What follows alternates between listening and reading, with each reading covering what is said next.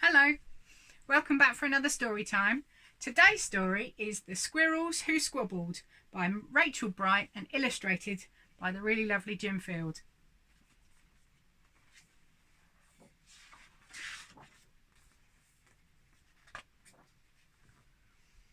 In a towering forest where summer had been, the cool air bit fresh and the mosses grew green.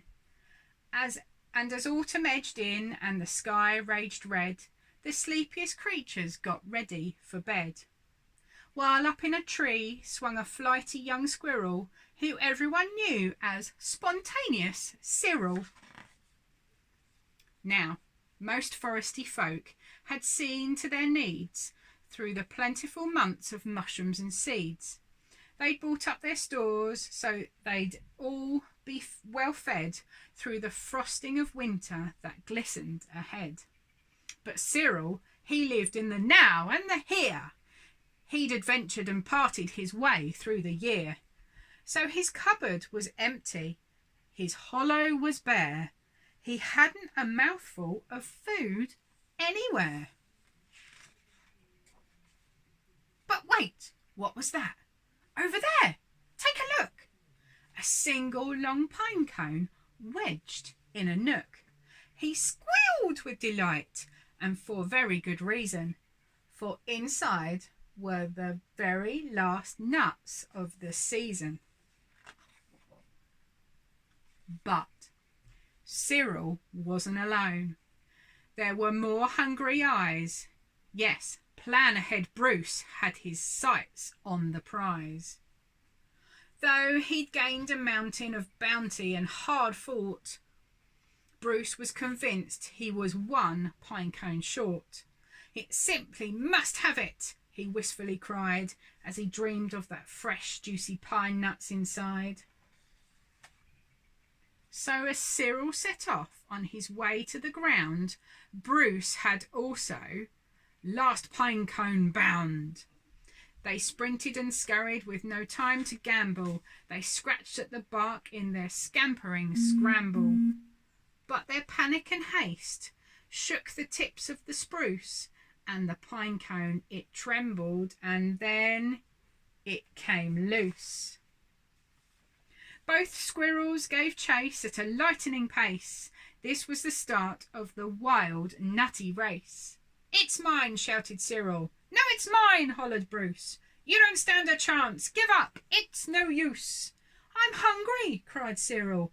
"This cone is not yours." "Stay back," shouted Bruce. "This cone's for my stores." It boinged over bushes and flew through the air. It binged on the nose of a slumbering bear. It bounced over boulders, then came to a stop, then teetered and wobbled and quivered and plop. Both squirrels followed. Oh, the water was fast. Would they learn that they needed each other at last? But each was intent on how he could win, so they didn't quite notice a bird sweeping in. Cyril and Bruce, they watched in dismay as their cone disappeared up, and away. "Come back," shouted Cyril. "They're our nuts," exclaimed Bruce. But all hope was gone. It was simply no use.